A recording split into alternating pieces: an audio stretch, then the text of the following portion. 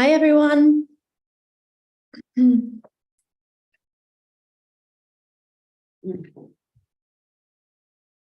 I can see some familiar names. Not many of you have turned the camera on yet. Hello.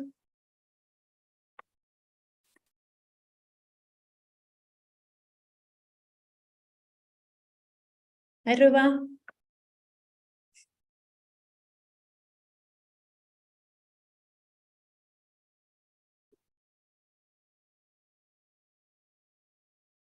So we'll give just a few more seconds before we start. Hello. Hi. Who said hello? How? Tuna. Hi. Many of you are coming, entering at the same time, so I'm losing track of who's who.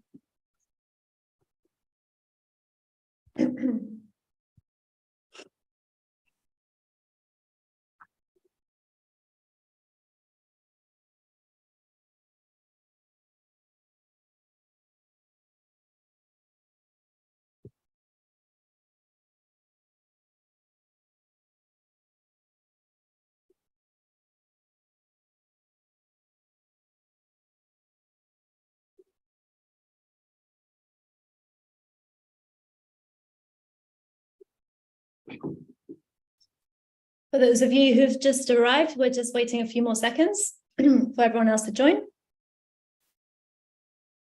And for those of you watching us through YouTube, hello, and thanks for joining as well.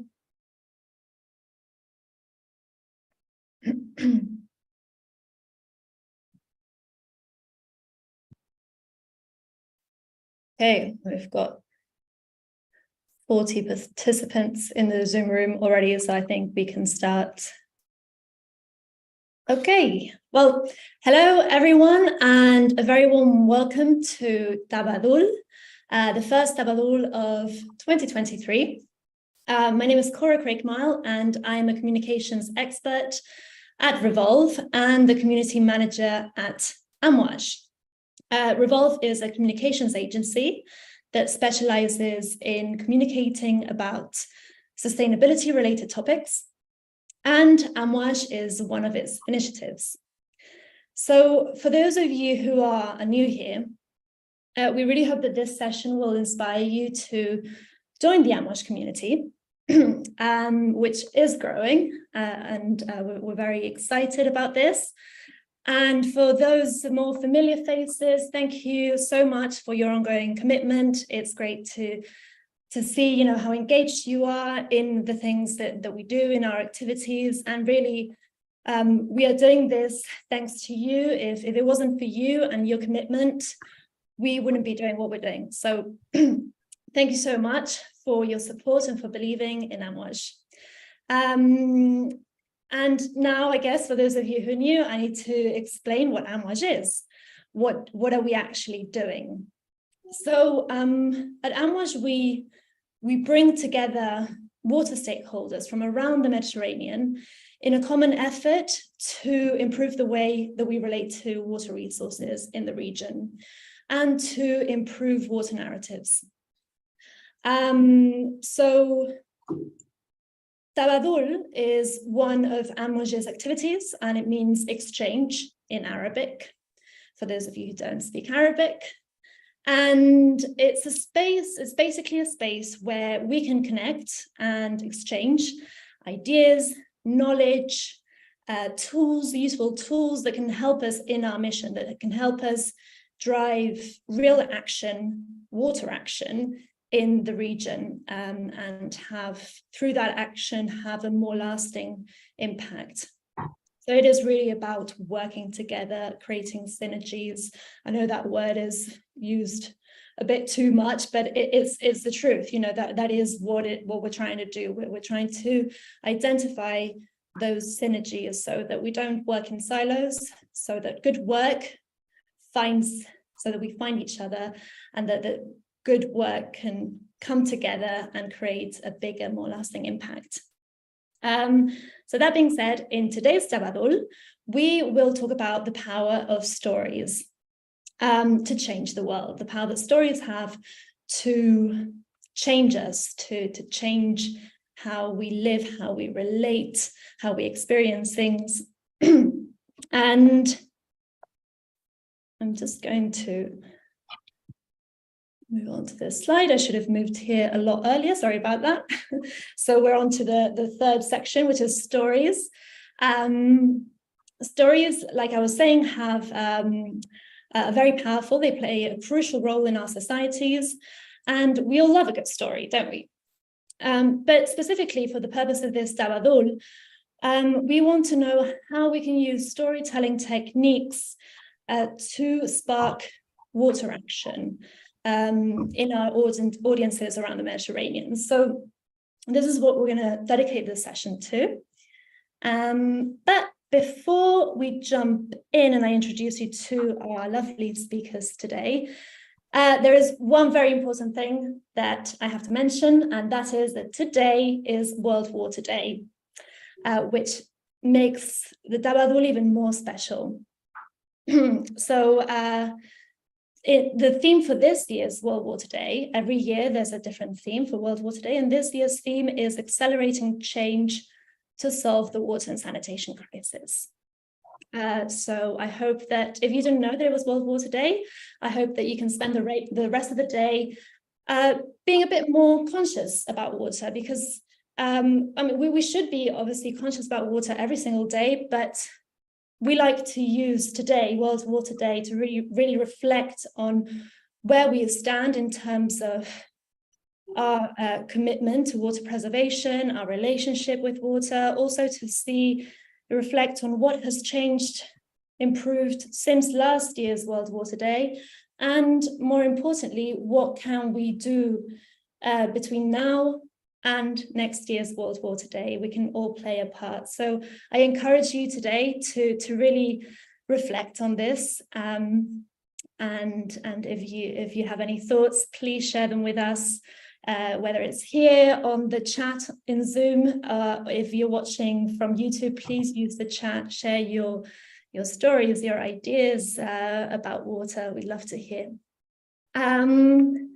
Okay, so I'm going to start by showing you a video.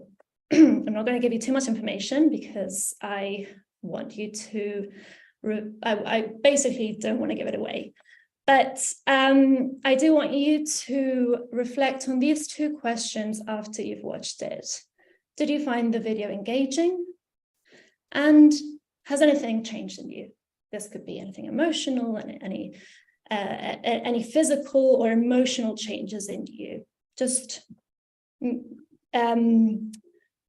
about how you were feeling before watching the video, so how you're feeling now, and compare it to how you feel after watching the video. And please, again, you can use the chat to share any findings. Please let me know if you can't hear or watch the video. There's something I need to tell you. There's something I need to tell you. This relationship isn't working. It isn't good for me. I'm breaking up with you. It's not me, it's you. I became dependent on you. And you were always there for me, even when I was at my worst. But I didn't realize the damage you were doing. You created a toxic environment. Not just for me, but others too.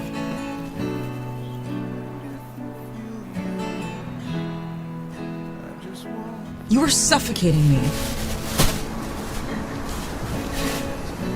We're just no longer compatible. Also, there's one more thing. I met someone else. I'm respected in public. I'm making friends. I feel like I can breathe again. That's how I deserve to be treated. 我们之间结束了。फिर से कभी नहीं मुझे दुख दोगे। Ni siquiera te necesito. Parce que j'ai une autre option. And it's a healthy relationship.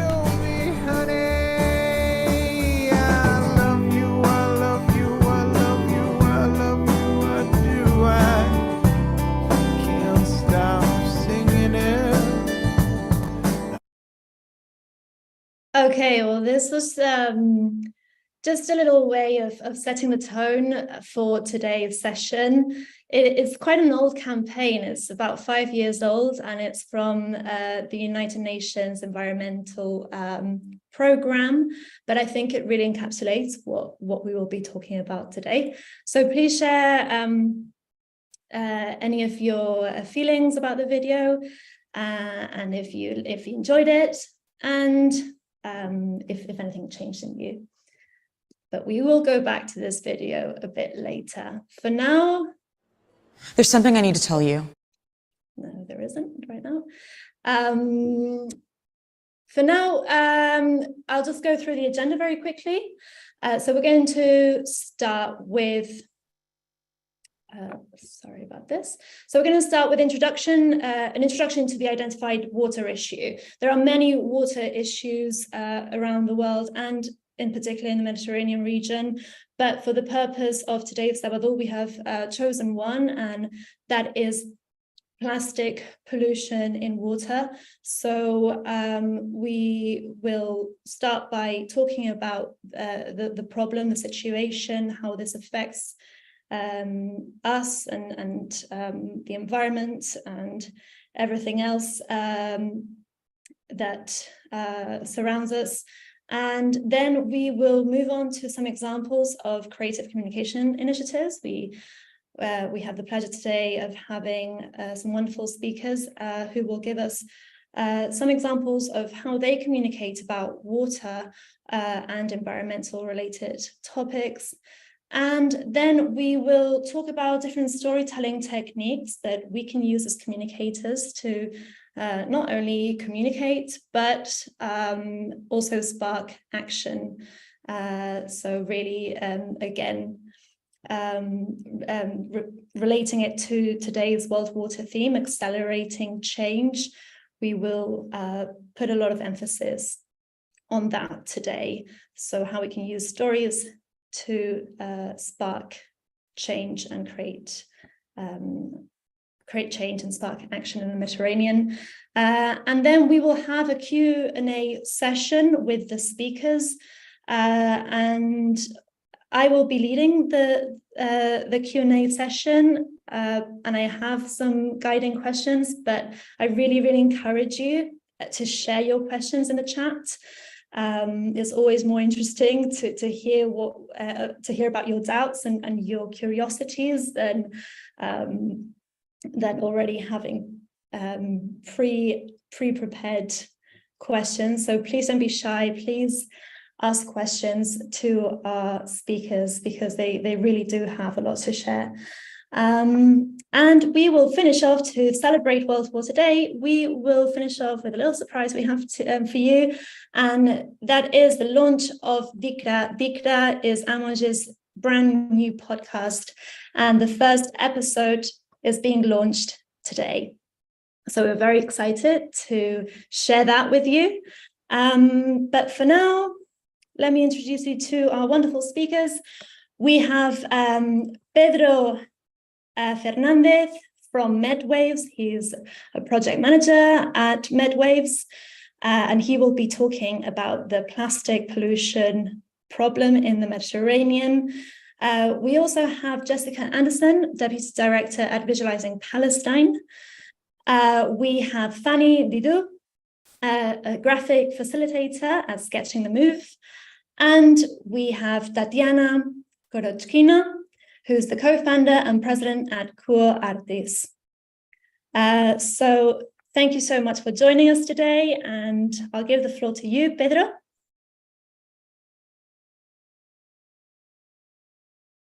Okay, thank you very much, Cora. Let me share the screen.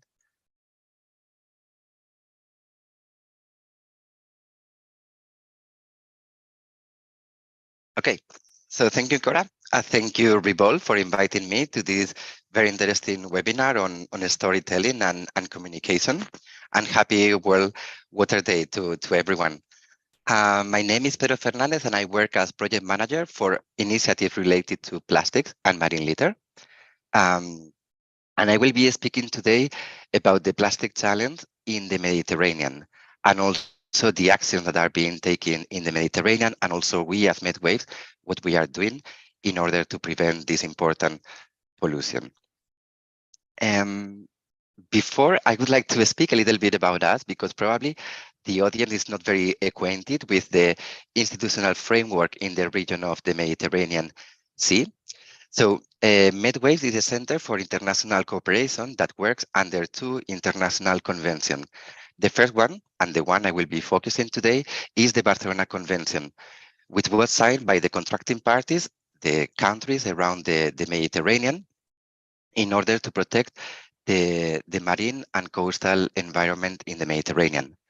And we are also a regional center for the Stockholm Convention, which is about persistent organic pollutants, POPs, that they are also related to the plastics, because many of the additives in plastics, they are POPs. So it's also relevant in that context.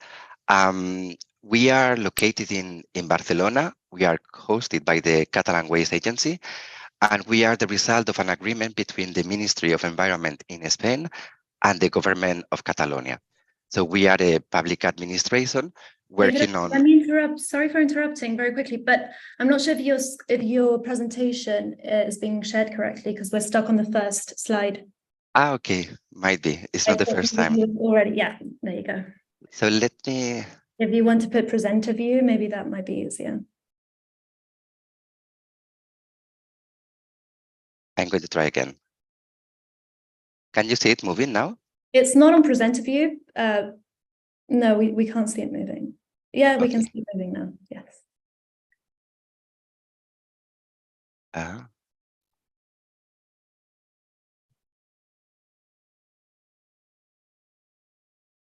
Okay, now it's okay?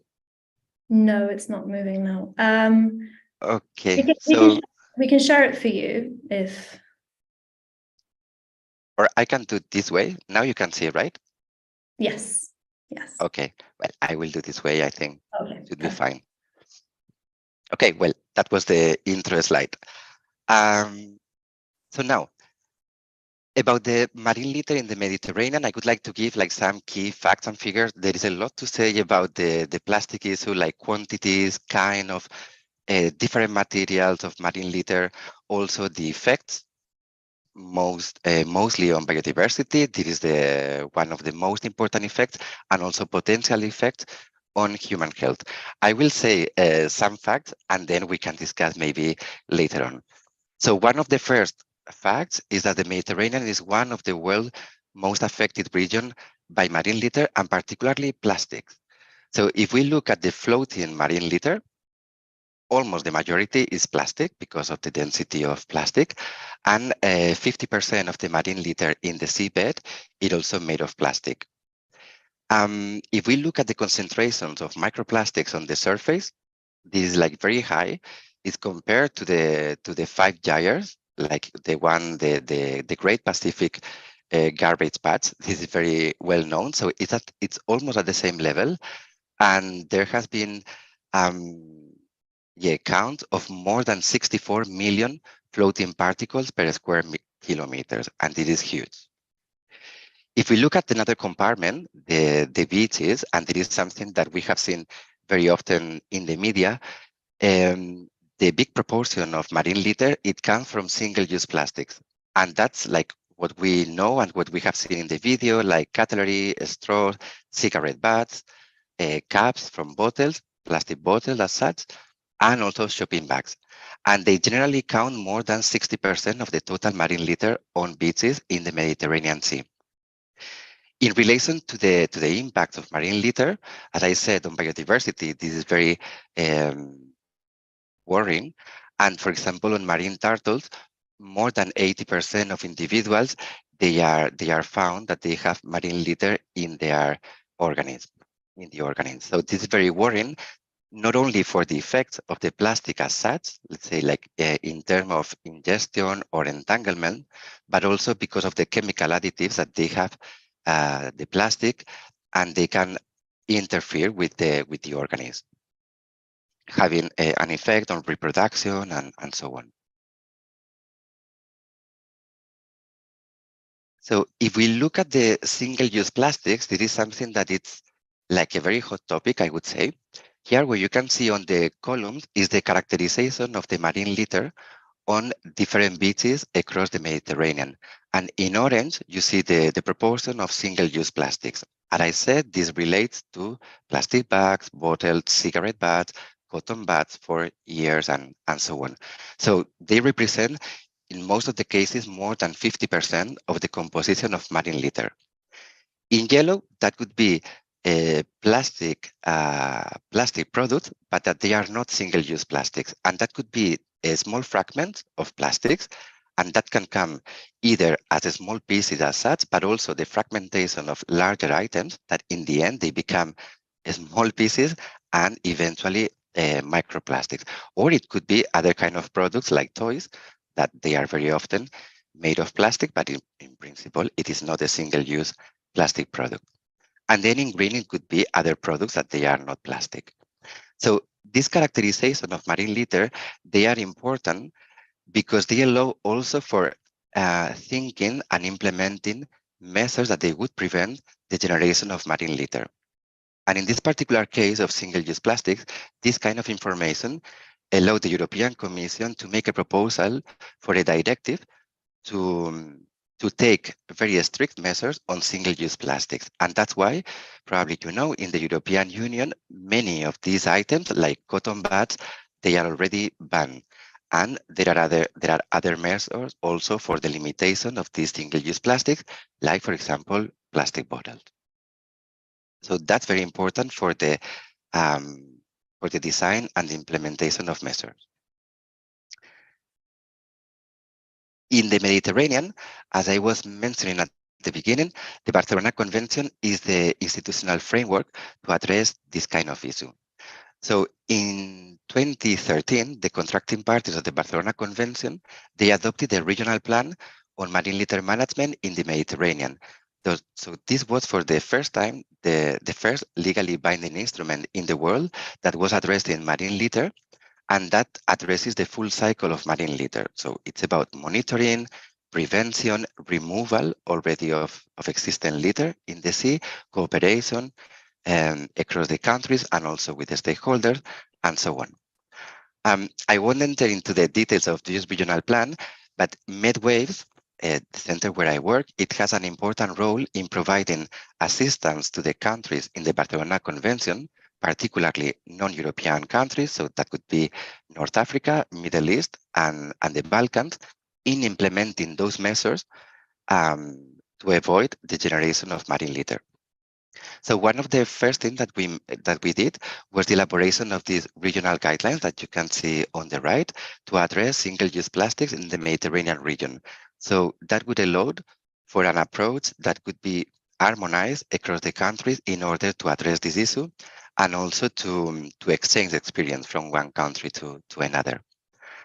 Next to these regional guidelines, we have been working with ministries in the countries of the non-European countries in order to elaborate national roadmaps to phase out single-use plastic products. And also we provide technical assistance to these ministries to implement particular measures. And this is the case, for example, in Lebanon and Jordan, we are working at the moment. A very important instrument or measure that is being used, and particularly for packaging waste, is extended producer responsibility. And it is something that in the Southern Mediterranean is still evolving. There has been some steps for the implementation, but the EPR system as such is still not there. So we are providing support to some countries like Morocco and Algeria in putting this forward together with other partners. Clean entrepreneurship is also very important in our center. And that relates to all kinds of economic sectors in the Mediterranean, but also, of course, waste management. So there is a way of create capacity in the southern Mediterranean. So entrepreneurs, they can come up with business models that they allow for less generation of waste. And finally, another topic that is quite important is toxic additives. As I said, we are a regional center for Stockholm on persistent organic pollutants. And as I said, plastic is very important in terms of chemical additives. And I will say a few words a little bit later. Now I would like to give some concrete examples on, particularly on communication, since the session today is about communication and storytelling. I can say some of the things we have been doing over the last years in relation to plastics, marine litter, and communication. Before that, it's important to acknowledge that our main target audience is the policy makers of the contracting parties of the Barcelona Convention.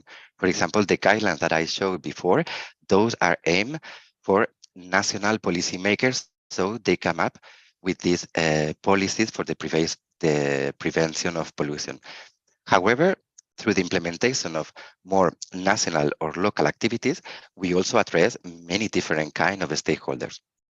In this, for example, that it was done in Tunisia, it was a communication campaign called Let Us Be Responsible.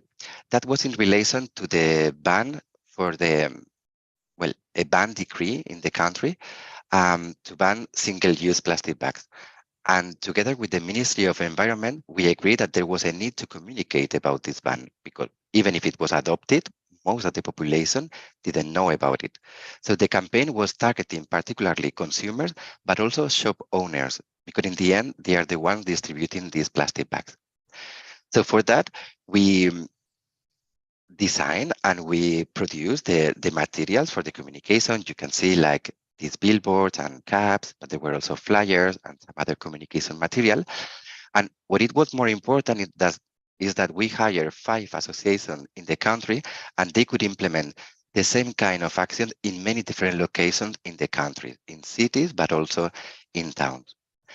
And also something important is that we took advantage of this campaign to make a quite thorough survey on the knowledge and the knowledge in relation to the ban decree, and also on the practices of both consumers and shop owners. And as you can see in this figure, when we ask whether they changed their practices after the plastic bag ban entered into force, half of the population didn't change their practices. Very often because they didn't even know that there was this ban on plastic bags, and some others because the bags, they are still there in many cases, so they didn't have the, let's say, the obligation to change their practices. So that's also very important for policymakers to know what's the reality in the field. Another example, it was in Morocco that was previous to the one in Tunisia. It was quite similar in the sense that it was a communication campaign addressing consumers and also shop owners. It was more implemented in markets, in souks. And there it wasn't only about plastic bags, but also about other single-use plastic items. And for that, we elaborated this small publication. It's a kind of catalog of superheroes in the Mediterranean. And these superheroes, they are nothing more than reusable options. And very often reusable options that we have had almost forever. So it's not like a high technology or a very expensive product or anything like that, but it was a way to dignify and to give more visibility to these reuse options. And so these are these characters, and we made these social media cards that we were disseminating together with partners in social media, and I think it was quite successful and welcome. And the last example is the one on toxic additives. And I said this is a very important topic, but it's very difficult to communicate because plastic as a material is visible, and then you can communicate quite easily. But with toxic additives, they are chemical substances that you cannot see, and it's difficult to communicate about that. However, they have very important effect. Many of them, they have been recognized as endocrine disrupting chemicals or also persistent organic pollutants. So they have very important effects especially in human health. They have many difficult names. There are a lot. There are more than 13,000 chemicals of this kind that they can have these very negative effects. And they are all over. I mean, not only in plastic, but they are also in textile, for example, in carpets, acting as flame retardant, for example, and so on. So here, what we have done in the center, among other things, is to produce 2 videos that they speak about what are these toxic chemicals and how they are used.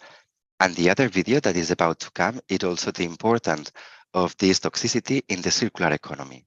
You know, like circular economy is a very trending topic, but if we are putting again in the loop products that they are toxic, then the new products, the recycled products, they would have a toxicity because it was in the origin. So that's a very important issue for the circular economy. And now I would like to close with some thoughts, quiet personal thought, but I would like to share with you, and then we can discuss all together. For me, in terms of communication, in relation to marine litter, there is a tendency to put the emphasis on the end of the pipe. So, for example, when there are important removal actions of litter, so that's quite impressive. But if we are just removing and not preventing that litter is coming into the sea, we will always have that problem. And also there is quite some emphasis on consumer behavior.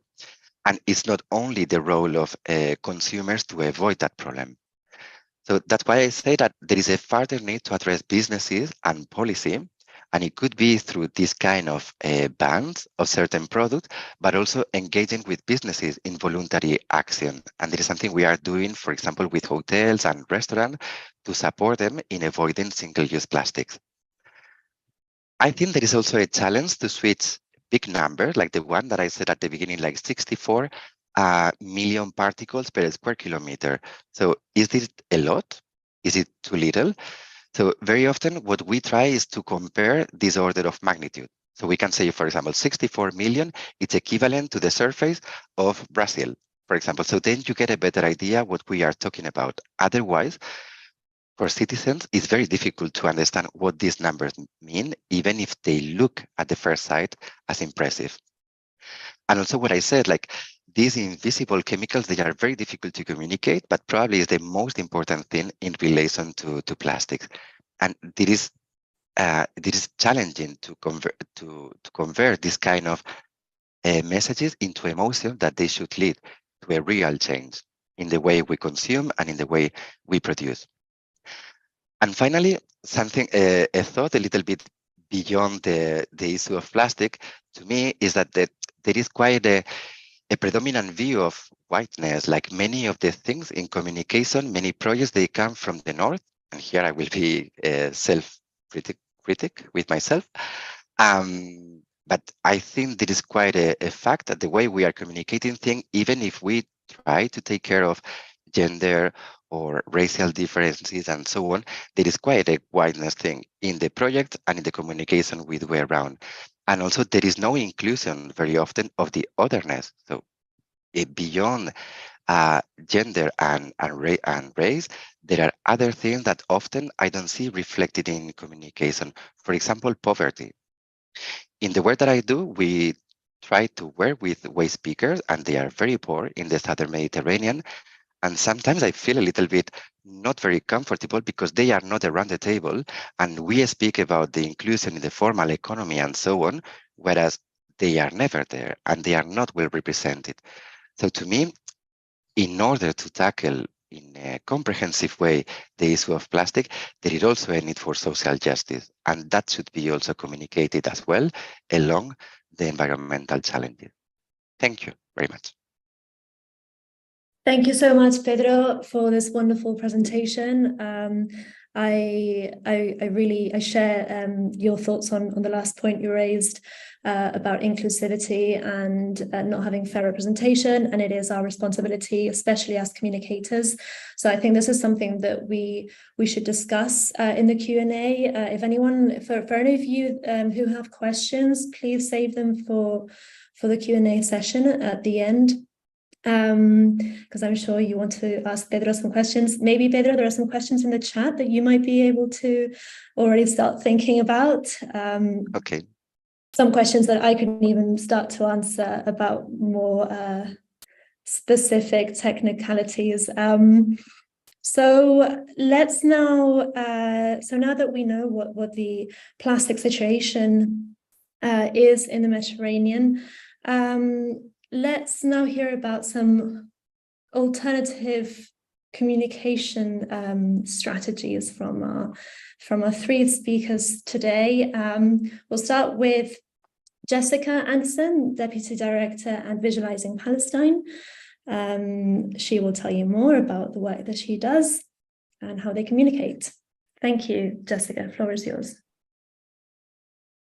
Thank you so much, Cora, and thank you to Revolve for inviting us to be here today and for this timely conversation on World Water Day. And I'm very glad to see, Pedro, to see you end with your comment on social justice, because it's a great transition into what we'll talk about for Visualizing Palestine's work. So again, my name is Jessica Anderson, and I'm Deputy Director of Visualizing Palestine. We are a nonprofit organization that uses data and research to visually communicate Palestinian experiences in order to provoke narrative change. And we're an independent data storytelling platform that is funded in majority by our own community and our own audience who uses our work. And we're also, I'm here representing a team of 6 people that collaborate remotely from around the world. And right now we're located in Palestine, Egypt, Lebanon, and the United States primarily. So since we've already talked about plastic waste in the Mediterranean today, I think it would be helpful as I prepare to show you some of our work to just kind of frame where Visualizing Palestine is coming in, how our perspective on these issues. And I will pause for a moment to just get my screen share set up.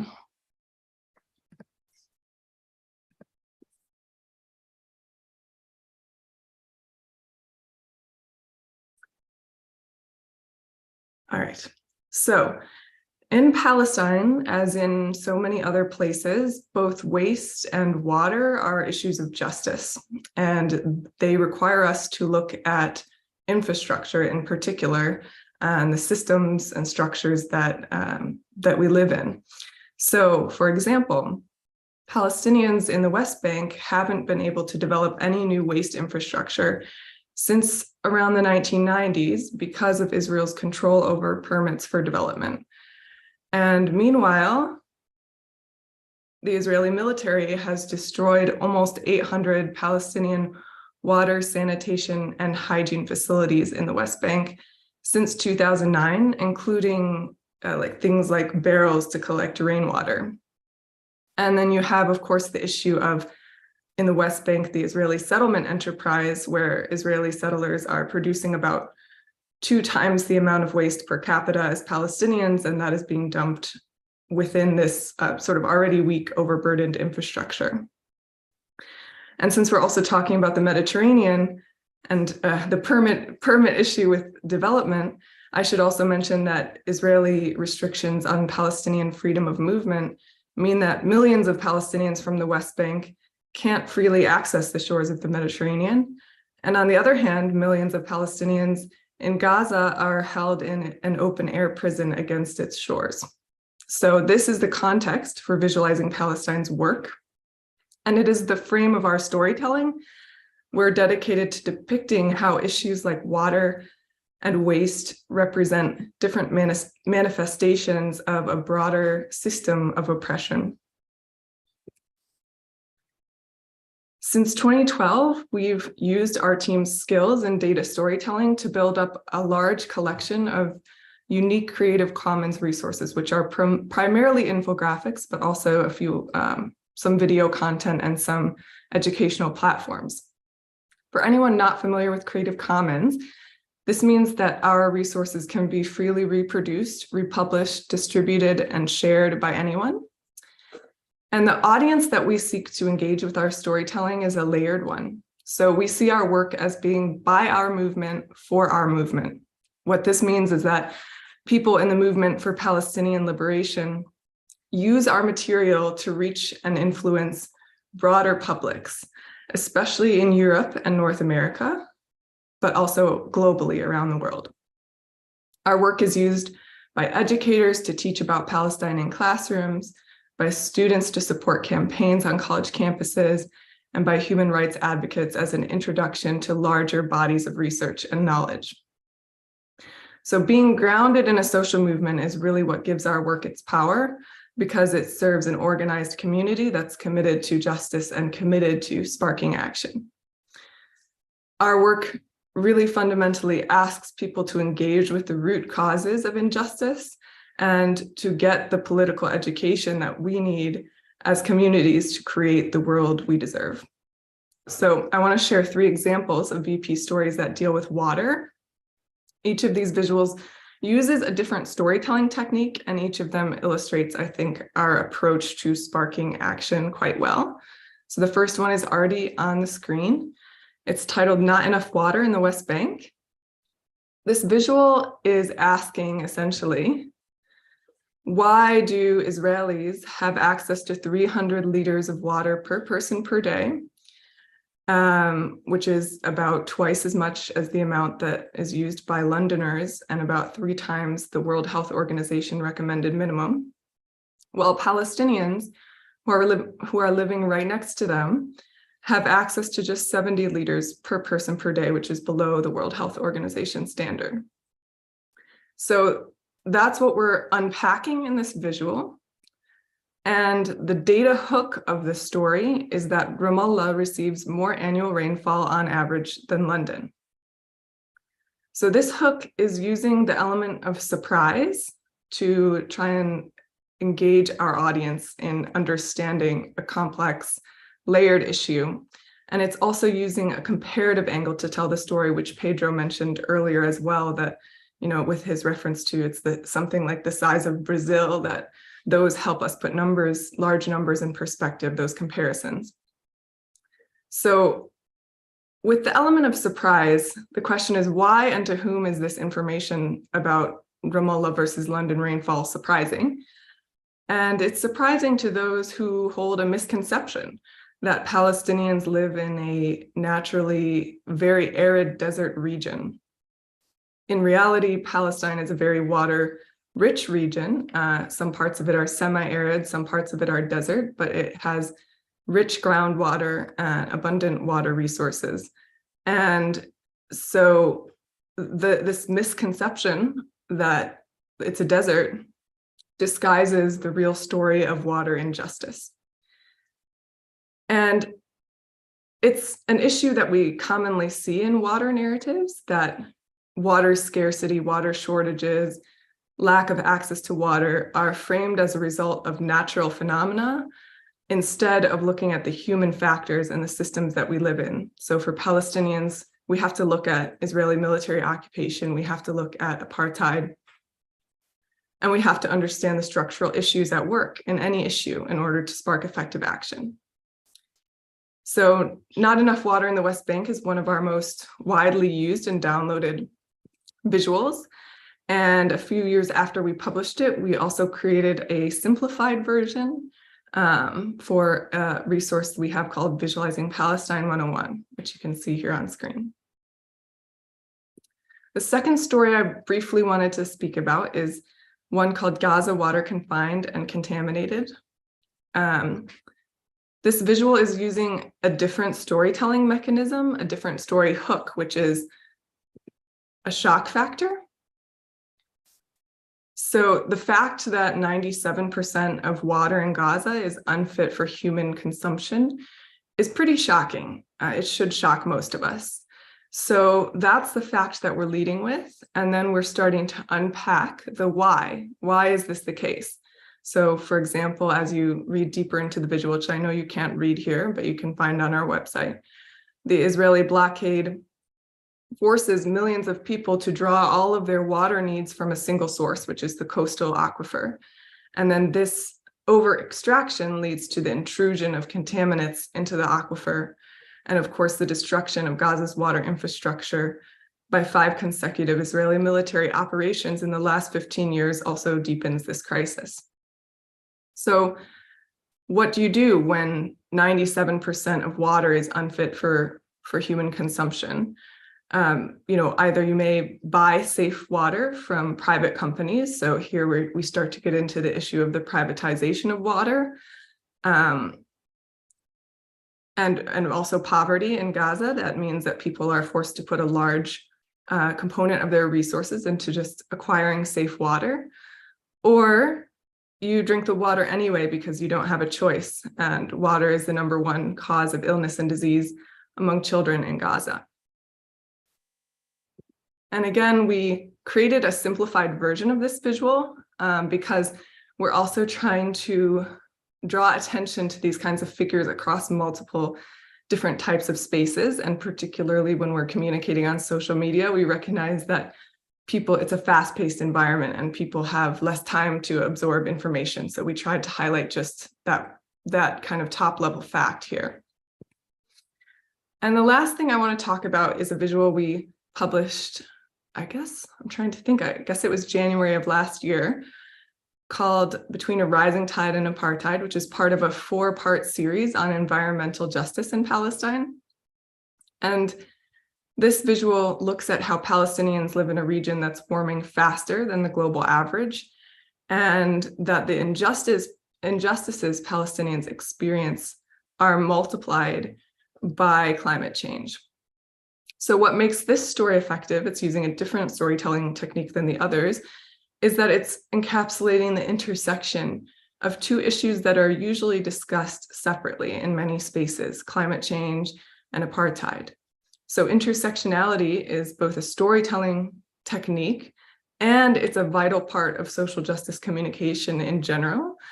It reflects our values that we can't leave anyone behind in the struggle for justice, but it also helps us build potential for action across movements.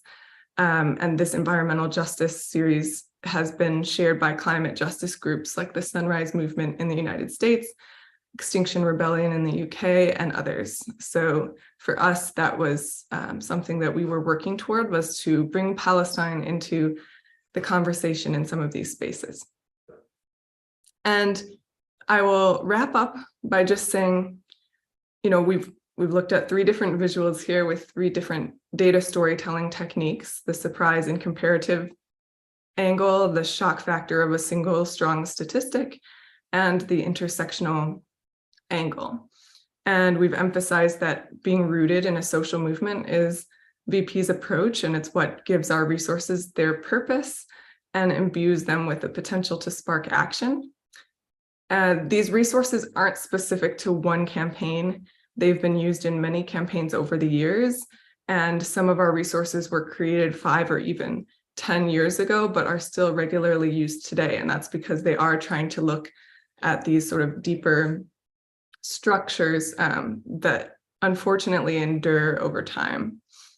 And finally, these 3 visuals demonstrate the importance of presenting water as a justice issue, which is connected to and inseparable from other issues of justice. And this applies both to Palestine and to other communities. So I'll stop there and I'll look forward to the conversation to come. Thank you. Thank you so much, Jessica, for this wonderful input. And it was also great to see some of the work that you do visualizing Palestine. And your point about making sure that we do represent these intersections, and don't forget that water, not to forget that water is such a holistic topic. So I think it's very relevant how you portray that in your work. So another communicator that works through this holistic angle is Fanny Doudou, our next speaker. She's a graphic facilitator at Sketching the Move. Hi, Fanny. Thank you so much for joining us today. The floor is all yours. Thank you, Kara. Thank you, Jessica. It was amazing to discover your techniques, and very, very glad to be here and share experiences. So I'm going to share my screen So it's easier for you to see. Okay. So I was actually taking some notes, so you're gonna straight understand a bit what we are doing at Sketching the Move. I was taking some visual notes about the conversation. This nice video, I met someone else. Sorry, the end of the relationship. Yeah, sparking water action through storytelling. Today is World Water Day. Mediterranean, highly affected, 95% to 100% of total floating liter. Tendency to put emphasis on consumer behavior, address businesses and policies too, the importance of social justice. So how do we tell stories? Some techniques from Jessica. Okay, so this is a bit of what we do when we talk about graphic facilitation at Sketching the Move. So we create powerful visuals to support conversations that matter, that the main part of it. So I'm going to show you. Yesterday I was playing a bit and begin to think about a big machine that would represent what is graphic facilitation actually. So first, it's about supporting conversation that matter. When I say that matters, I'm thinking about social and environmental change related to biodiversity, ocean, and water. So this is a big part of the work. We work with diverse stakeholders, so from local NGOs to international NGOs, but also public authorities on a national level in France mainly. So I said powerful visuals to support conversation that matter. And what do I mean by that is, we work live, so during webinars or conferences, meetings, capturing the essence of the conversation.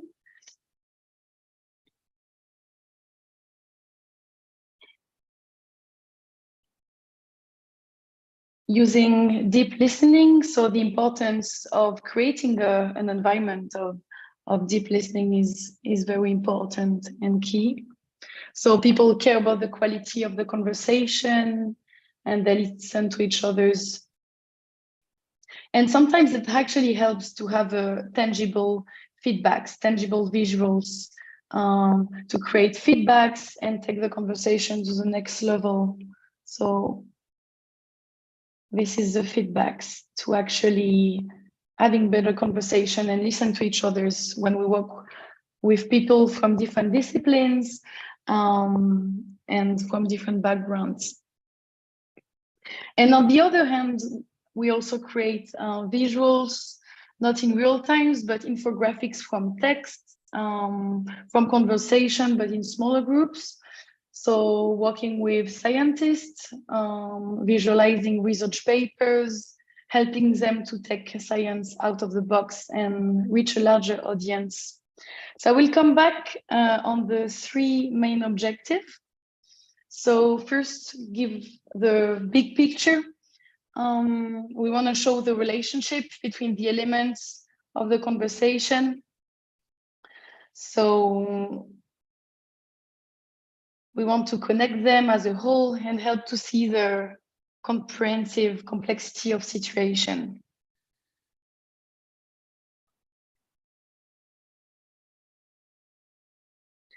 Then secondly, sense making. So graphic facilitation provides a space where participants interact. So important to gain clarity and generate new knowledges. And third, and obviously generating impact by working with organizations that wants to impact and make change. We make the ideas and conversation tangible, so people remember and reflect that they're a very important part, and maybe take action. Actually, just before a number came up to my mind that actually 90% of the information transmitted to the brain is visual. So yeah, I was thinking maybe while I was drawing, maybe in a few months actually, while we're going to think about this webinar, Sparking Water Action through storytelling, maybe you're going to think about one drawing or one visual we've seen today.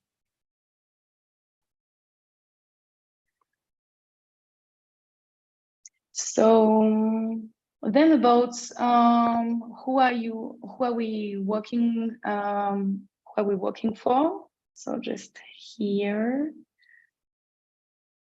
So the objective is to bridge between civil society, citizen, science, and public authorities. I really see graphic facilitation as a tool to make relationship between these worlds and basically to take everyone on board, to get a brighter audience to these topics that we care. So yeah, so take science out of the box to civil society, but also better dialogue with public authorities. Also unpack the complexity of public administration and decision-making processes for citizens. And also from citizens to public authorities, actually, by trying to reach people who have the power of decisions. So yeah, that's a bit where I see this visualizing tools and where actually graphic facilitation will be and the role of it. So now and quickly I will show you some of my works also related with water issues. This one I just thought I will show you because it's one of the first graphic facilitation tools we made using humor actually and using trends and social media trends. So, you know, I don't know if you remember, but like a few years ago, it was all this thing about the 10 years challenge. So just using this trend to actually talking about plastic was quite engaging and worked quite well. This one I've done about deep sea mining for Sustainable Ocean Alliance. So it was not in real time, but from conversation in Zoom and dialogue and synthesis of reports. So, you know, deep sea mining is not a very sexy topic, if I can say, and it's a bit hard to engage people when we talk about it. So the importance of course, having some appealing drawings and visuals, some attractive ones, but also having some organization in the way we make them. So first, for example, here, like explaining the topics and what is actually deep sea, then focusing, I'm going to show it this way so it's easier. Then about the issue and the importance of it, the side effects of deep sea mining, and then a call to action. So we don't also lost the audience, and we also put attention on the way people will read it. Okay, so also creating a visual that we can cut in different parts, so it's easier to use on social media, for instance. And then we made it in different languages to be able to reach as many people as possible. So this one is another, maybe last one I will show you because I chose this one because it's about water, and also I've been doing it live. We can see a very appealing visuals on it, and also very connected. So the importance of interconnected elements. So on the left side, we can see all the issues and the complexity of it when we talk about water, scarcity and plastic pollution, etc. And then the different initiatives around people's faces, and on the right side, also a call to action. Important to finish on this also optimistic messages. Thank you so much, Fanny. I can't wrap my head around how you do this. It is really incredible work, and yeah, and I like that you finished off on that note of call to action. I think this is very, very important for what we're discussing today. Telling stories, but with the intention of generating action, sparking action. So thanks for that. And we have just one more speaker left. Tatiana Corrucina is the co-founder and president of Coartis. Hi, Tatiana. Thank you so much for being here. The floor is all yours. Thank you so much, Cora, and thank you everyone for joining us. It was really very inspiring listening to other speakers, and Fanny, congratulations on what you do. We also had an experience of inviting an illustrator for the symposium who was doing the direct illustration, and it was a big success. Everyone loved it, and we thought that we would do it more often.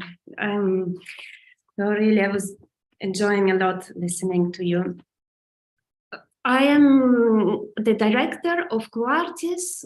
We are a foundation that organizes, creates, and produces artistic initiatives that can vary from the exhibitions into conferences and symposiums and even expeditions. We did 2 of them that put artists and scientists together. We encourage their collaborations between the professionals of both fields, and we try to search for fundings to produce the artworks that they do together.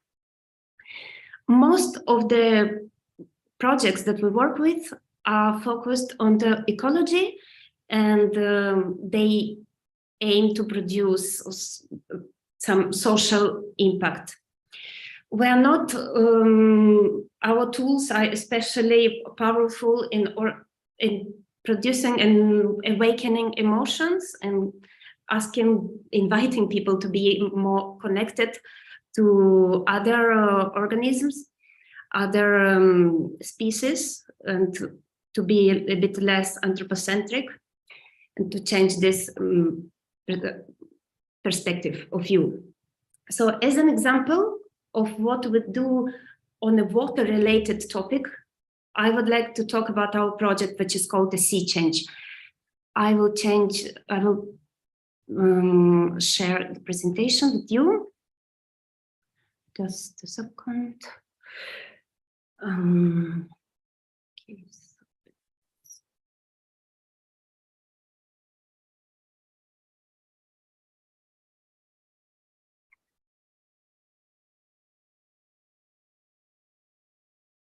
Okay, do you see my presentation? No, Tatiana, have you pressed share screen? Yeah, I did. Just a second, let me do it again. Let me close all other windows I have.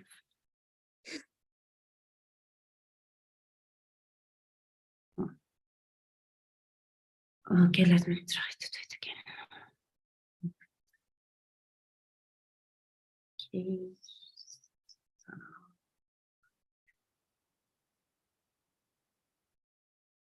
Okay. We can try and share it if you're struggling. Yeah, I can't find it. I mean, let me close it again and do it again. Yeah, okay, now. Okay, here it is. Yeah, perfect. If you could just put presenter view, that would be great. Yeah. Okay, so we are based in Barcelona. Our office is in São Paulo, an old hospital. And this is where we mostly we do most of our exhibitions. In 2022, European Commission approved our proposal and gave us funds for the project A Sea Change, which is a cooperation project between 4 partners in total, and led by Container, the main partner, which is a production center from a non-profit production center from Croatia. The Neme is an art center in Cyprus, and Momos, it's a contemporary art museum in Greece. So as you can see, all the partners are from the Mediterranean Sea. So most of the activities that we will be involved in have to do with this area and with this particular sea. So all the partners will be doing different activities. The project is 2 years of duration. Artists will be responsible of doing a symposium. It is scheduled for next April, 21st of April. You are all welcome, but you have to write me an email because it's under the registration.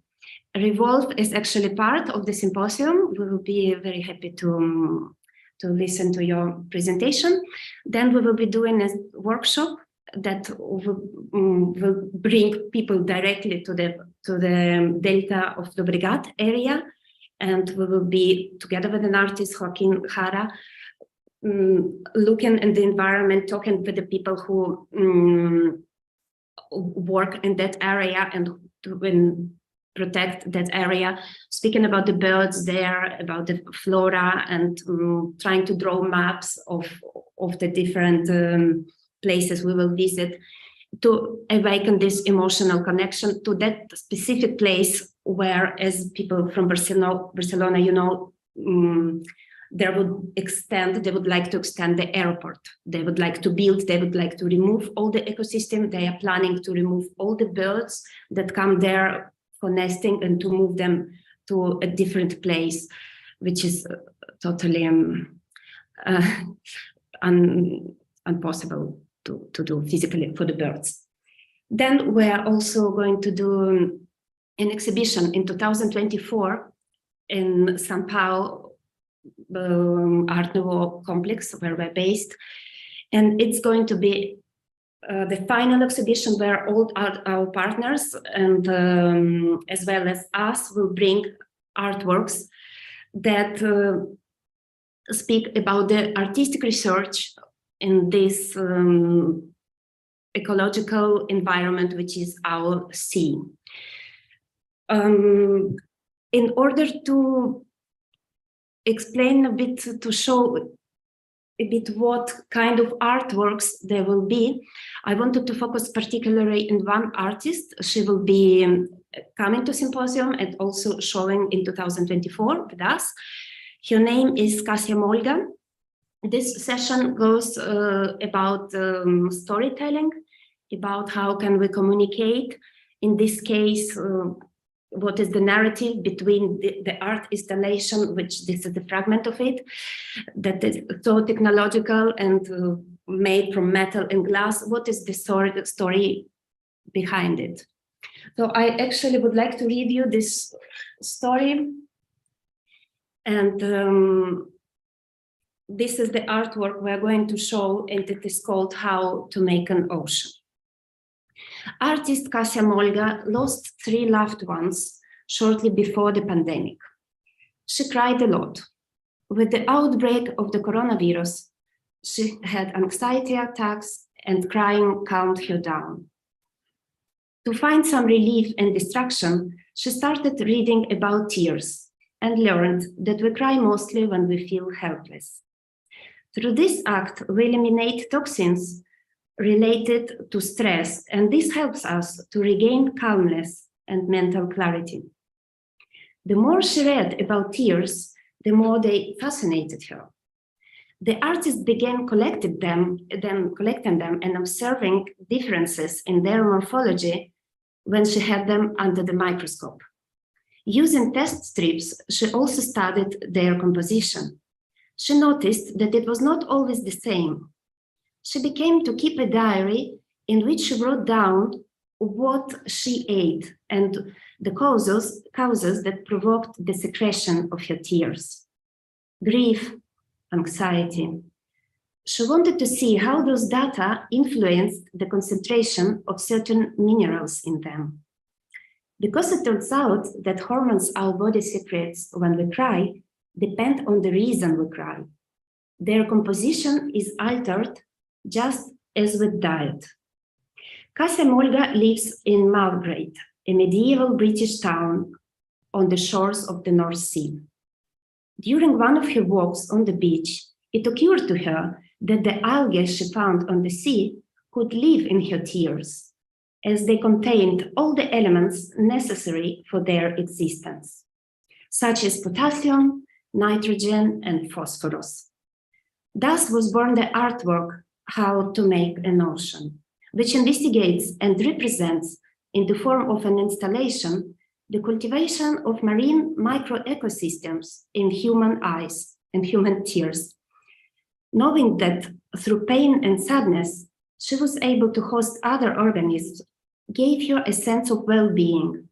She felt that she embraced and encompassed a whole ocean in the small drops that came out of her eyes. So this is basically only one artwork, which is an example. Kasia is now extending her research. She works directly in the labs with a lot of scientists. She is now cultivating the algae in her sweat and also in her blood. And this is what she's going to tell us during the symposium. Basically, this artwork is about that us are oceans. We can host the same organisms as the ocean. Those are the mechanisms that we work with. This is our invitation to stop and to think who we are, what is our interconnection with the world which is around us, and what are we bringing to this world, actually. Listening to Pedro, actually this is what human did. We depend on everything from what is around us, but this is what we bring back: litter, pollution, and a lot of toxics. Thank you so much, Tatiana. Yes. I'm going to cut you short because we're running out of time, but please share in the chat. So I think it's just been shared already, but yes, this is the information for the symposium. Yes, please write us, because we have a very limited number of people. So I will be very happy to provide everything. Amazing. So for anyone who's interested, you can take note of Tatiana's email here. So yes, thank you so much for sharing this story. It was beautiful, and I'm sure we'll all want to learn more about the artist. And thanks again for sharing the work that you do as artists. I will now run through a few core elements that we should think about when telling stories that you might find useful, and then we'll move on to the Q&A session, because I think that's what's going to be more interesting for everyone. Right, I'm going to share my screen again.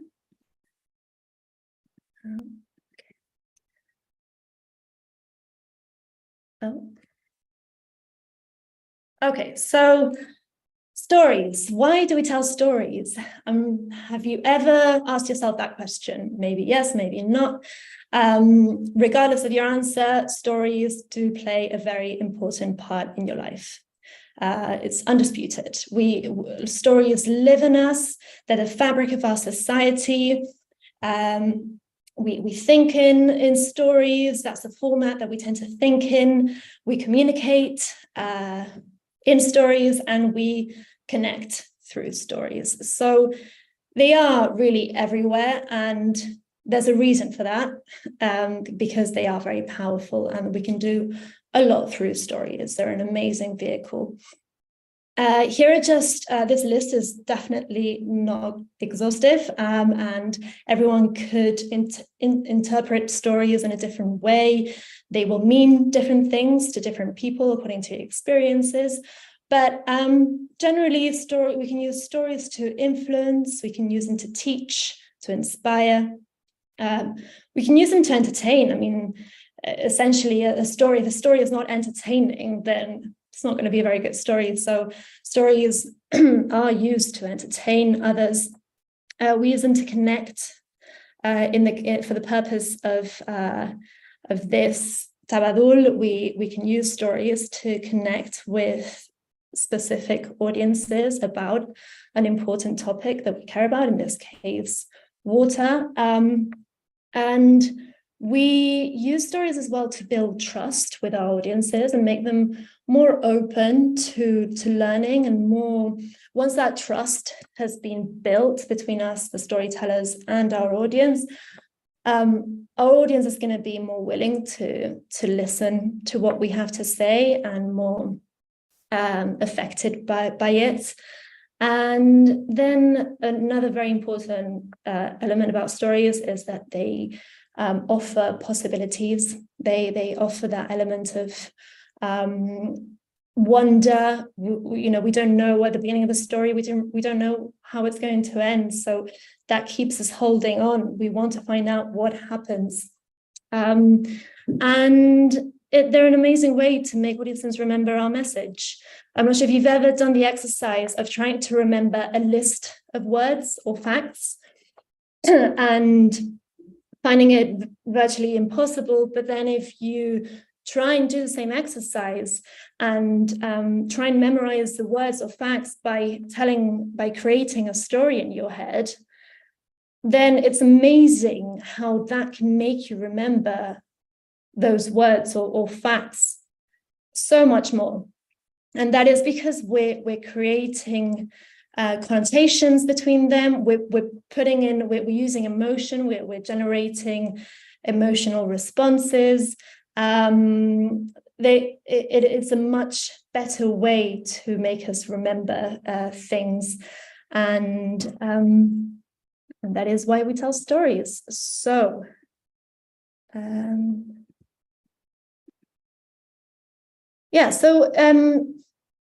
Today we want to encourage you to tell stories, and not just facts, but incorporate facts within a story. It's a lot more interesting for everyone. It's interesting for you, and it's interesting for those that are listening. And the message can stick a lot more if told correctly. Obviously, there are bad stories as well, but we'll move on to this. So instead of giving detailed information out of context, so a bit like the random list of facts, take your audience on a journey. Everyone loves a journey, to be taken on a journey, especially if it's different to their usual monotonous day-to-day journey. So take them on a journey and give context. And instead of telling a message through logic, also apply empathy and use emotions. We all have emotions. We can identify with emotions because we all feel them. So if you can use that, incorporate that in your story. I mean, you've seen all the examples from our speakers today. Emotion is really important. Otherwise, we can't really connect properly. So yeah, emotions, very, very important. Use them effectively. We'll also move on to this. There are good and bad ways to use emotions. The word waves was slipping in here. I guess it's because it's World War today. And then instead of just giving objective observations, talk about experiences, whether it's your own experience or someone else's experience. Tatiana now talked about someone else's experience, but because it was an experience that someone felt and lived, we can connect to it a lot quicker and a lot stronger. So yeah, these are just a few things that can help you when telling a story. So today we're specifically focusing on storytelling techniques that can accelerate change by sparking action. Some stories are used just for awareness raising purposes, but we want to go further than that. We want to actually encourage the audience to do something, be active after listening to our stories. So for that, we need the right conditions. And the conditions for change, according to a report by the One Planet Network, which talks about successful campaigns and the key elements needing for a successful water, plastic pollution campaign.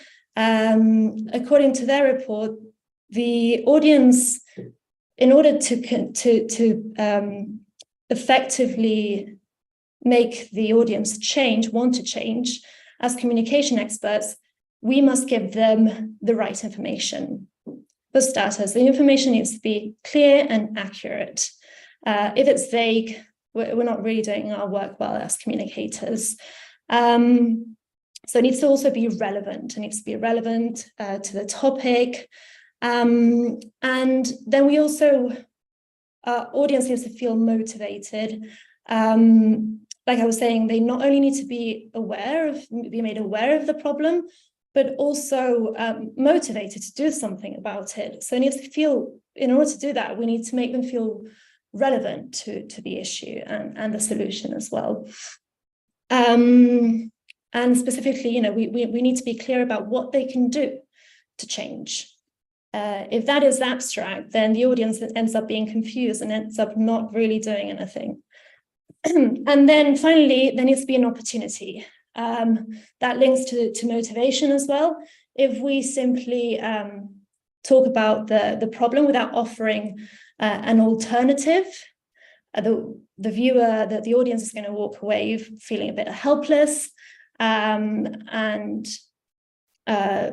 awareness raising alone is not enough usually for making the audience have an impact. So again, this is referring back to the Successful Campaigns report by the One Planet Network, which I will share with you straight after my talk. They basically designed this framework, which specifies the effective strategies for successfully communicating and sparking action. So I'll just run through them really quickly. We have customization. So we have to, as communicators, we have to be aware that not everything's going to work for everyone. So here is where there's a cultural research needs to be done. We need to really understand who our audience is and customize the message according to our audience. It's always best to use good norms. So really emphasize good norms over bad norms, since they shape our behavior. Then specific action, be specific about what the audience can do. Catalyze commitments, so challenge people to make a commitment. Give them a bit of a challenge. Everyone likes a bit of a challenge. It's something different. It's exciting. Then tap into positive emotions. This is what I was saying earlier. It depends. We can't just use emotions without being aware how they will be received. So pride, hope, optimism, love are all strong positive emotions people react well to. So try and use those. And showing that it matters. Show that how whatever your audience does, even if it's on an individual level, it matters. It can have a change. Otherwise, the audience will feel helpless. And They might end up being overwhelmed by the problem, which in this case, water, plastic pollution in water is a huge problem. They might end up feeling overwhelmed and not seeing really how their efforts would make a difference. And some things to watch out for are fear. Although fear can be used as a strategy for effective communication about the topic, it can also, if not used right, it can make your audience, again, get overwhelmed and it can have a backlash, basically. So be sparing with that fear, use it in right measures. Incentives, whether they're monetary incentives or not, sometimes a good way of bringing your audience in, but again, you don't want the incentive to substitute the intrinsic motivation for doing something good. And humor. Humor is so powerful. We all love, who doesn't love to laugh, and it can really make us connect with our audiences. But we do risk, if not used correctly, and again, I want to emphasize that it can be a very powerful tool for communicators. There are loads of examples of how humor is used, but we must be careful not to make it undermine the core message, the importance of the message. And altruism, people react better to a win-win approach when they end up winning and the other ends up winning. Working on altruism alone can be effective for some people, but not everyone. So it's always good to find ways to communicate to the audience that it will be good for them and good for others. And just some things to watch out for: stopping at awareness. So only raising awareness and not really talking about what can be done, what effective measures the viewer can take straight after watching the video. What can they do? Using guilt is a bit of an action killer. Guilt can block us. It's not a good strategy for getting people to be motivated to do things. Reinforcing bad norms. If we show the extent of the problem over and over again, people might just normalize it. So this is something to watch out for. And finally, allowing distance. What Fanny was talking about, the visualization of the deep sea mining, I think that's a good example, because it's something that can feel so distant to us, yet it's very, very linked, because there are interlinkages everywhere. So it's important to make it relatable for the audience.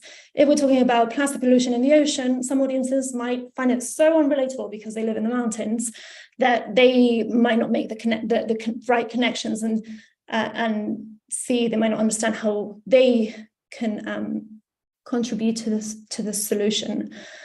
So I'll share the report for you to explore all this framework a lot better, and just a few questions to reflect on when designing a story. Ask yourself why you want to tell that story. What's the motivation? Why is it important for you to tell the story? What do you want to change in your audience? You really want to know, a bit like the video I showed you at the beginning. How did you feel before watching it, and how do you feel afterwards? That change is something that, if you're a communication specialist and you're designing a campaign or communication material based on storytelling, ask yourself, what do I want the viewer, the audience, to walk away with? What do I want to change in them? And then audience, really, really understand who you're talking to. Get to know them. You'll be able to understand what sparks excitement in them, what interest in them, and you can shape your story according to that. So really understand your audience and your message. Be clear about your message, and how we can find the relations, the links between your message and your audience. How can your audience feel identified with your message that you really care about? Yeah, so just a few thoughts here. And finally, before we go on to the Q&A, this is a bit of a, again, non-exhaustive checklist of things to bear in mind when we're telling a story for action purposes. So when we really want to reach our audience and get them to act. If you think back to the video I showed you at the beginning, did it have a hook? Did it have a narrative, a strong narrative? Was there a tension and release? So was there a moment of not knowing what was happening, what was going to happen next, and an element of surprise, and then release so that it ends on a positive, hopeful note? Was it creative? Did it work on emotions and empathy? Did it give the viewer a sense of possibility? Was it clear and accurate information that you were getting as a viewer? Did you feel it was honest, authentic? Did you feel related at all? Language, this is something very important. And actually in this video, I'm not sure if you remember, but towards the end, they brought in different languages, so characters from different cultures speaking in different languages. This is a way for other audiences to feel identified and to relate to the message. And language, it doesn't have to be verbal, it can be non-verbal. We just need to understand what language our audience will relate to. Again, really understanding our audience is crucial for this part. So speak the language of your audience, and then finally have a clear call to action. In this case, she was presenting the reusable bottle and the reusable bags, so it's giving an alternative. And then... There's something I need to tell you. Oh, sorry about that. Okay.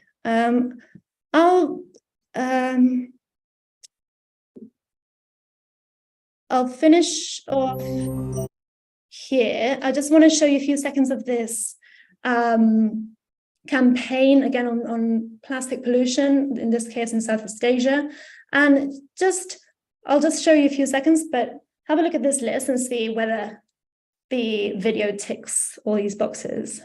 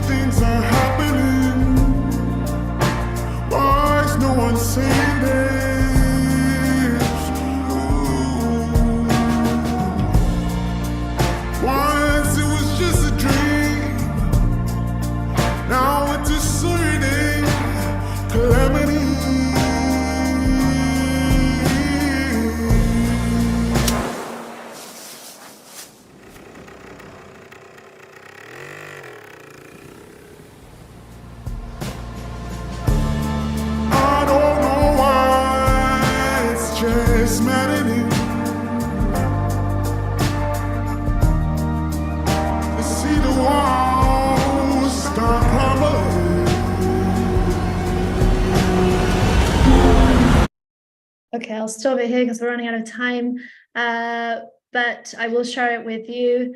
There is a small call to action towards the end where the girl is seen with a reusable bottle, and then there's more information that the viewer can follow up on.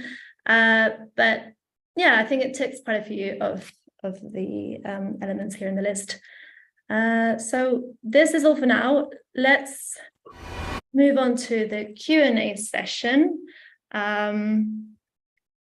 If any of you in the Zoom room have questions, please unmute yourself and you can ask any of our lovely speakers.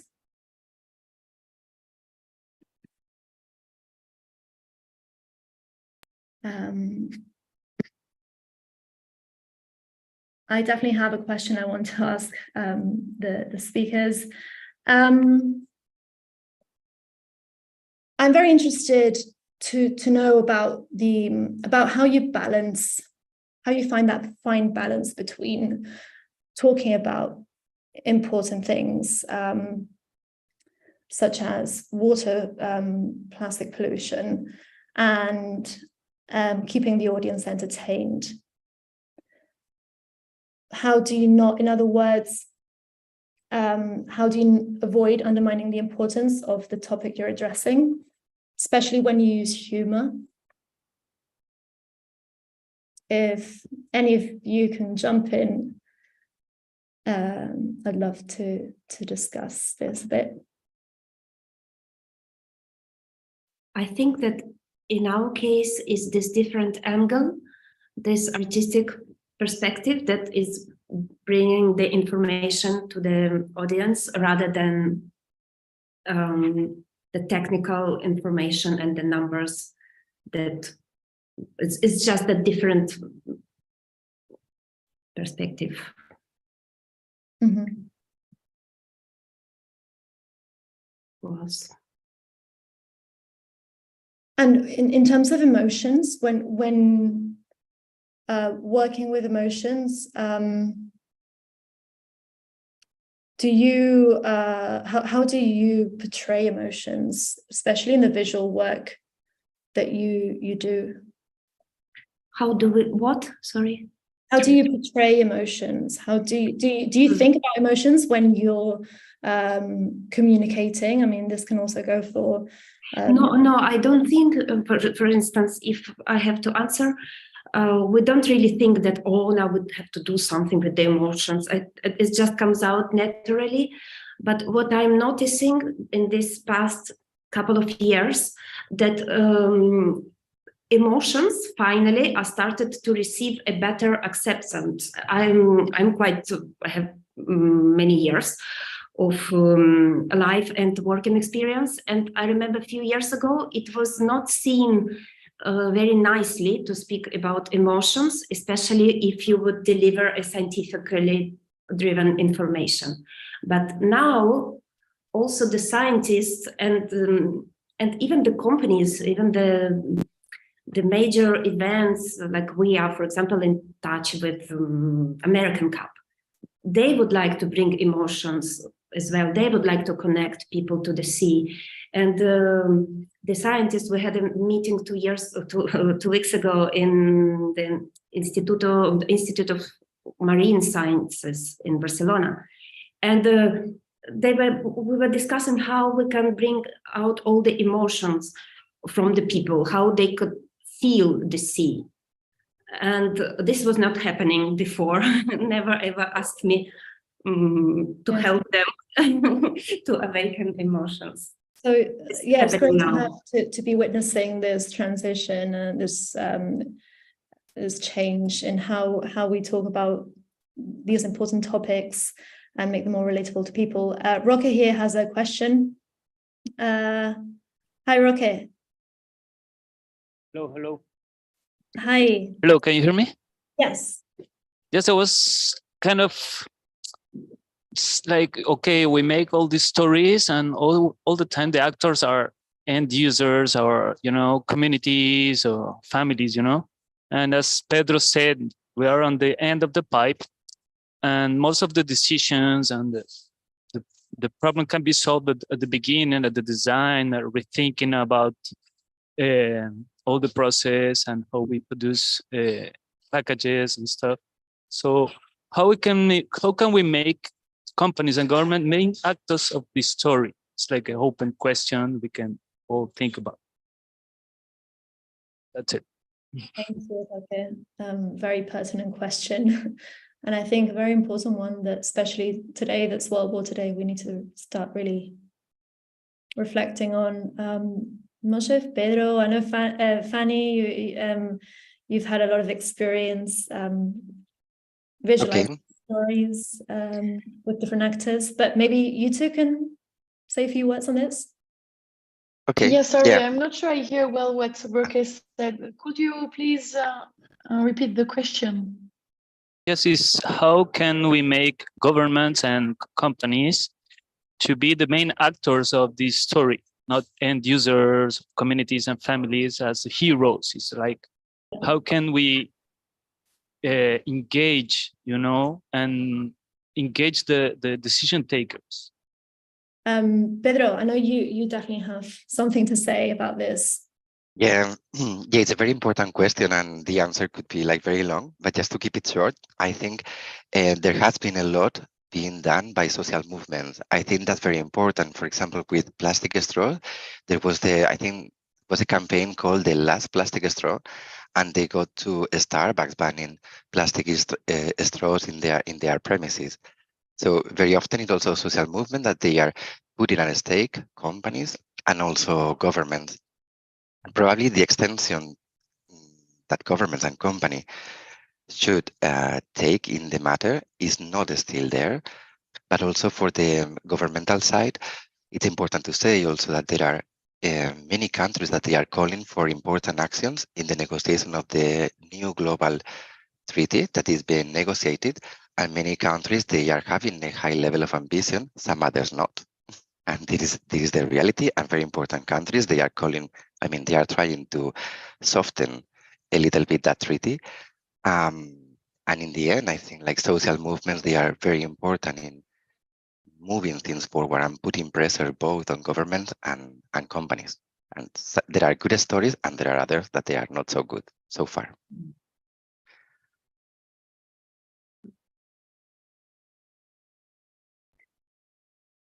Thank you so much, Pedro, for your input.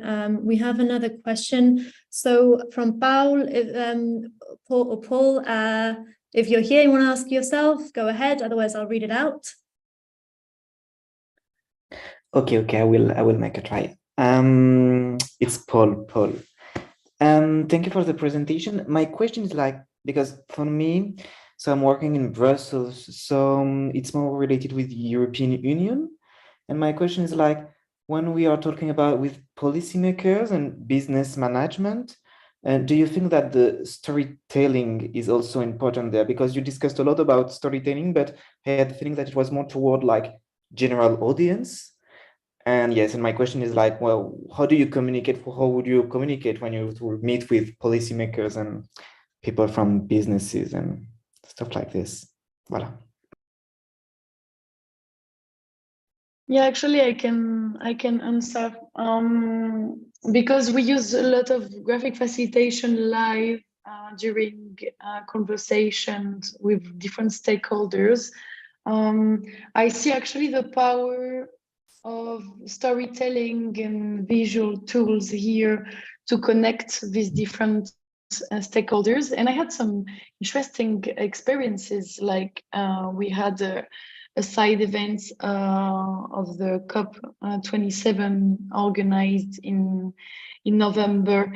And actually at the end of the session, by watching the whole story coming up with the time lapse to the screen, I've seen a policy stakeholder actually being very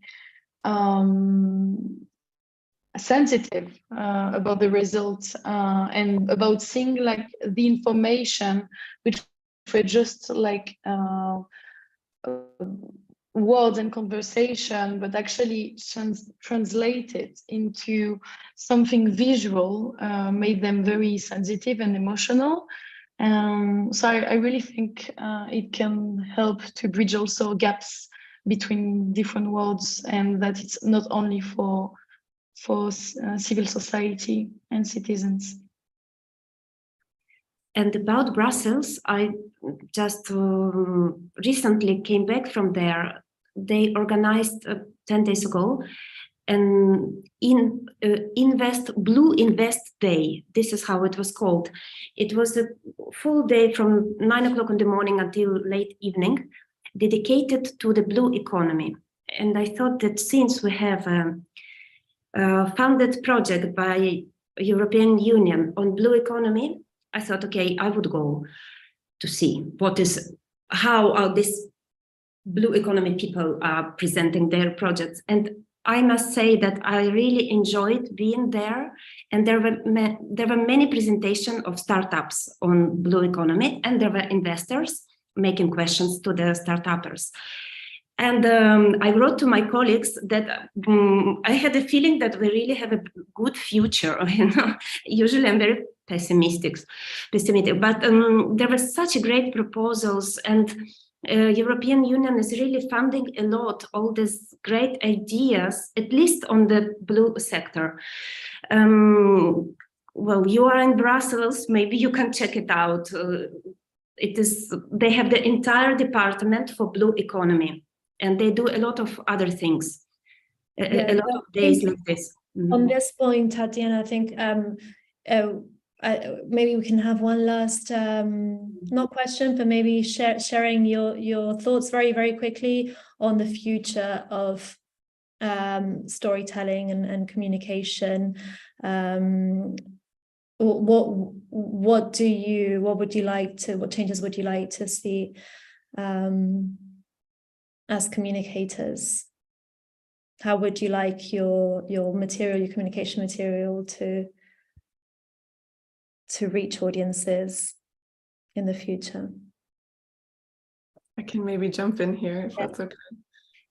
Yeah, I think I have less of an answer and more of just a reflection on the very fast-paced and constantly changing communication environment that we are dealing with right now, is particularly when it comes to social media and the way that these platforms are sort of always morphing and changing and dictating the type of content that can be shared. So at Visualizing Palestine, we're always trying to think of how do we strike a balance? We're trying to play a role where we sort of create a bridge between spaces where people spend a lot of time, like social media, and bodies of knowledge that are really deep, that require you to sit down and read, and things that, reports that a lot of people wouldn't read, books, academic research. So it's getting, I think, harder to bridge those spaces, and also, to sort of operate in an environment that's populated by a lot of misinformation, and that's kind of constantly being manipulated by bad actors. So there's a lot of challenges right now, and I think that's why creativity is so important, is like trying to figure out how we can make use of these spaces within our movements and keep sort of adapting as things change. Amazing. Thanks for that, Jessica. And yes, I think we all, whether we're policy decision makers or artists, we all respond well to creativity and storytelling and emotions, because we all have them. So I definitely think there's a lot of untapped power there. I'd just like to give all four of you a massive thank you. It has really been inspiring to hear about your work and what you do. Yes, this was going to be my next question. People wanted to know if they could see Fanny's visualizations. Did you listen? Yeah, so I'm just sharing my screen so you see a bit. I just did this last one. So did you listen? If we want to generate change, we should work together. So the heart talking to the brain, and the importance of emotion. Thank you so much, Cora. Wonderful. Thank you so much, Fanny, and everyone else. Before I leave you, as I promised, we have a surprise for today to mark World Water Day. So I'd like to quickly present you to Dikra, AMWAJ's new podcast. You can listen to the first episode online. It's now available there. I'm going to share it here in the chat. And yeah, I'll just share my screen here. Dikra shares water stories from around the Mediterranean in the hope that we can connect with water in a more creative and personal way. So whether you know anything about water or not, these are very inspirational stories that we think you will enjoy listening to. There's a lot of music in it as well. So if you like music, go and listen to the first episode. Again, I'll share this with you in a follow-up email. But for now, you have it in the chat. And I hope you enjoy this first episode with Mint Bare, a musician. And this is all for now. Thank you so much. I know we've gone a lot over time, but it is World Water Day after all. So we had to give water a lot of space and importance. So goodbye, everyone. Thanks a lot. Maybe you can walk away with a reflection of what is your water wish for the day. What is a water wish? Maybe reflect on this. If you want to send us an email as a follow-up, sharing your thoughts with us. But I think we should all have a water wish today. Yeah. Thanks. All right. Bye. So much. Thank Bye. you.